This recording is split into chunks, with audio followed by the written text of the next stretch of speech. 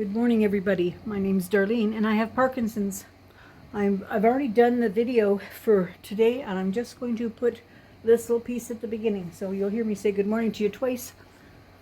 I just wanted to put a disclaimer here. Everything I say is simply my opinion, how it affects me, and what I do to combat it or respond to it. And so this is just my opinion. I'm not a doctor or health professional in any way, shape, or form. I'm just an old woman who has Parkinson's. So anyway, I wanted to tell you too that today my video is just sort of an overview of what Parkinson's is. And it's just going to be a touch base with a few things. And then I'm going to do a series here, and I'll put them all in a, what do you call that thing? Not a file folder, a playlist, that's what it's called, playlist. So I'll put them in a playlist here, so I will go into more detail on the other things. So I'll just do a little touch base today, then I'll do a little bit of information about more things. So that's what this series is going to be about, and I hope you enjoy it, I hope you learn from it, and I hope that I get to know lots of you that have just joined us. All right, thank you.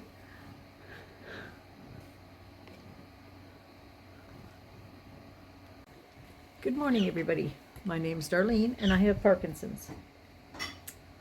I thought I have quite a few new subscribers, so what I wanted to do today is I wanted to sort of go back over how Parkinson's has affected me, what I'm doing about it, how I'm planning to get through the next little while, and just what differences there is between people with Parkinson's. So that said, I guess I should tell you that I've had Parkinson's for approximately 10 years, and I've had a large increase in disability in that time, but I'm managing to cope most days with it. One thing that is very important to understand: everybody with Parkinson's is a little bit different. It's one of those diseases that there's a wide gamut of what can happen to you, and not everything happens to everybody. So the most noticeable symptom that people see is tremors, and when they see the tremors, they think Parkinson's. There's other reasons to have tremors, and not everybody has them. Now, I'm fortunate that I do not have tremors. The movement that you see is called dyskinesia, and it is a byproduct of the medicine that I take. So therefore, I get the movement from the medicine. There is, the first thing that I noticed was my gait was off. It also depends. Symptoms vary if you have other complicating illnesses. For example, if you've had a stroke and then Parkinson's, it will vary. If you've had neuropathy and Parkinson's, it will vary. If you had cancer and Parkinson's, it will vary. Any other conditions that you may have can affect how the Parkinson's is affecting you. So sometimes it's hard to distinguish which symptoms are for which things. So anyway, my first inkling that something was wrong was I was having some difficulty with my gait. I would try walking and I felt like my feet were sticking on the floor, and I suddenly would sort of stumble because my feet stopped but my body was still going. Or if we went to a restaurant and I had to side shift to get into a booth, I couldn't seem to do the side shift. But I had had a stroke, and when I had the stroke, I just started recovery from the stroke, and I thought that that was the cause of having other issues. But then when I didn't, I progressed with the recovery from the stroke to a certain point, and then I didn't progress anymore, and then I started to go backwards. I thought that this is not the stroke, this is something else. So at that point I went to the doctor, and he kept saying, "You've had a stroke, so don't be concerned. You're not going to be the same as you were." Well, I said to him one day, I said, "It's not a case of being where I was." I said, With the stroke, sure, I would progress and then keep on progressing or stay still. I wouldn't regress. And he said, you're right about that, you wouldn't. So then he said, I'm going to do some other testing and whatnot, but we never really got an answer. And then, so I did some research on my own, and I came up with one of three things, and I looked at the three things, and MS was a possibility. They're all a family of diseases that are sort of closely related. MS, but that usually hits younger people. Then ALS, and I really didn't want to have ALS because it frightened me. And Parkinson's, and I didn't know anything about Parkinson's.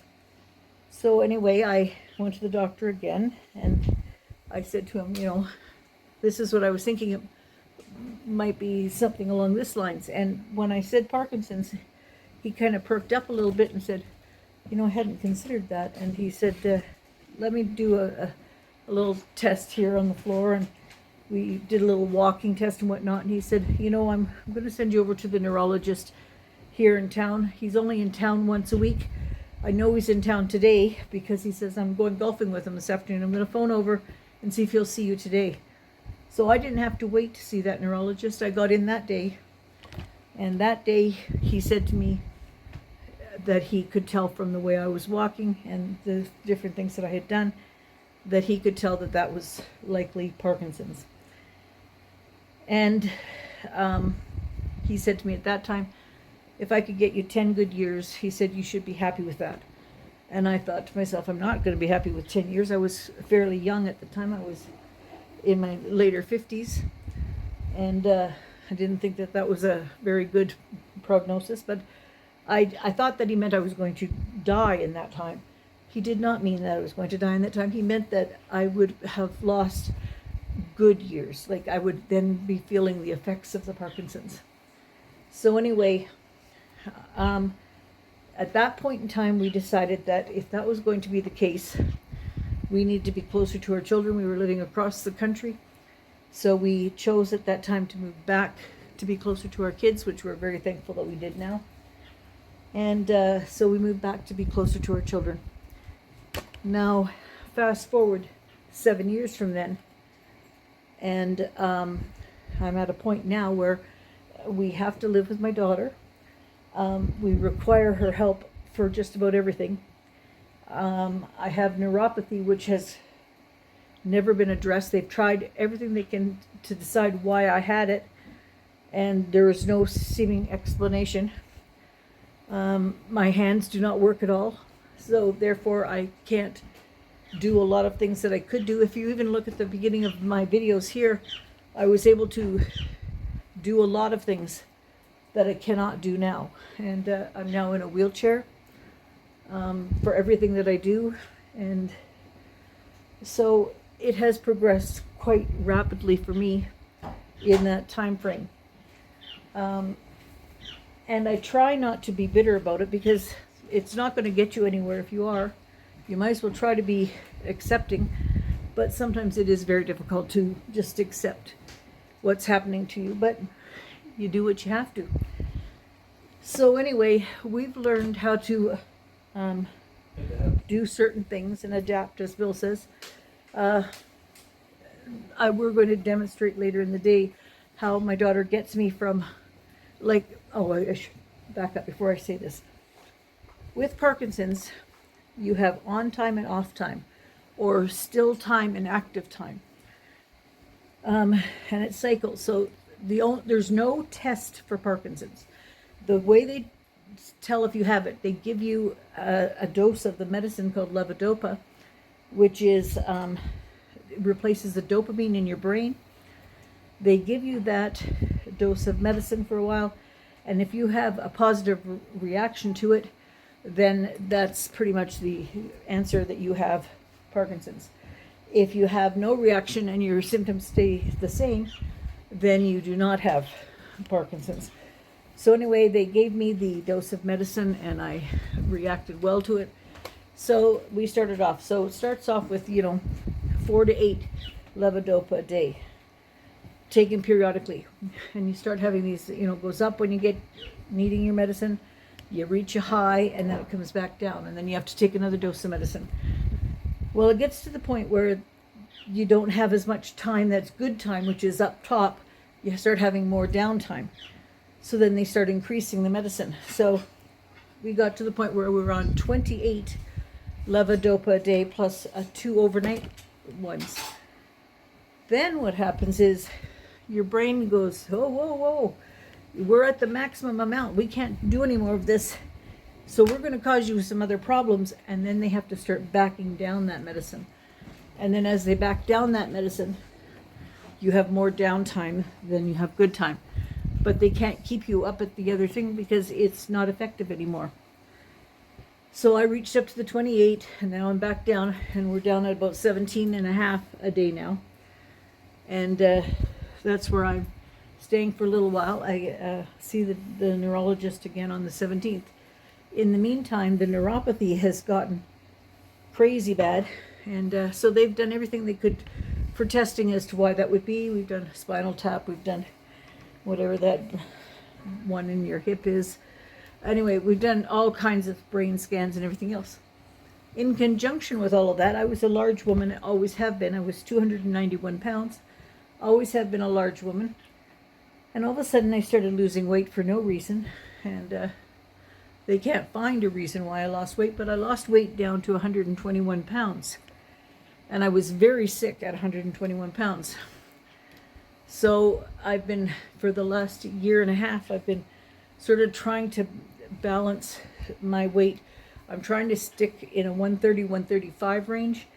And this last time I weigh on the first of every month. This last month was the first time that I reached the 135. I was 134.8. First time I've reached that. I've been always in the 120s. So we're going to see if I can, because if you have a little bit of weight on your bones, you can fight things off a little bit better. So that's kind of where I'm at now, trying to fight things off a little bit. Anyway, that's really, in a nutshell, that doesn't really explain very much about it, but it gives you an oversight as to what you can think. I will say there's 5 stages of Parkinson's, and by the time you reach the 5th stage, you are fairly much bedridden and needing help with everything. So that's where you sort of ultimately end up at, but there's a lot of things that happen in the meantime. And so Claudine and I have come to a realization that for transferring me from when I'm having movement like this, I can manage to get myself up from my chair, from the living room to my wheelchair. I can do a little bit of that. I can't push my wheelchair. I can't get a hold of the wheels to push them. So I do require some help to get up to the washroom or the bedroom or whatever, but I'm a little more self-sufficient when I have movement. When I don't have movement, we have to get me moved over, we found a way that she can help me get across to there and get me into bed and whatnot. So we're going to show you how we do that. We're going to film that a little bit later in the day and just show you how we move me around. And that'll be that for today's video. I want to say thank you very much for all those people who have just subscribed. And I really hope you learn a lot. And I look forward to getting to know you in the comments, because I learn from everybody that I talk to in the comments. I learn from them. So I really look forward to getting to know you all, and thank you so much for sticking with me. And we'll be back when Claudine is ready to help me move around. All right. Okay. Oh, that's not ironic that the dryer beeped at the exact time. Yeah. Anyway, so we're going to show how we transfer Mum. We call this our hug maneuver. We would normally be doing this when I'm in a still position. I was going to try to hold still, but I can't. She's quite animated right now, but normally when she needs help with this, she is very still. I'll show you first that I can do it on my own when I'm animated. See, I can bring myself up and come to here and go like that. Mm-hmm. So myself, I'm the same coming back, but when I'm still, I can't do it. So I'm going to hold myself as still as I can. We'll show what the maneuver is anyway, and then if we can film it again with you still, we will do that. Okay, so hold still. Just kidding, okay. All right, so put your arms around my neck. All right, we go 1, 2, 3. There we go. And then I sort of hold her knees while she normally, it's a little bit harder for her to shuffle back in. Yeah. But, or if we're coming this way, and I do pull her chair up at basically like a 90-degree angle. And we're going to show you too how we go into the bed, because the bed is another maneuver that's a little bit harder. Yeah, well, her bed's a little higher than we expected it. Let's stop here and we'll walk to the bedroom. Okay. Okay, so we're here in Mom's bedroom, and again, I pull her chair up at a 90-degree angle to the bed, sort of perpendicular to it, because that's the easiest way I find.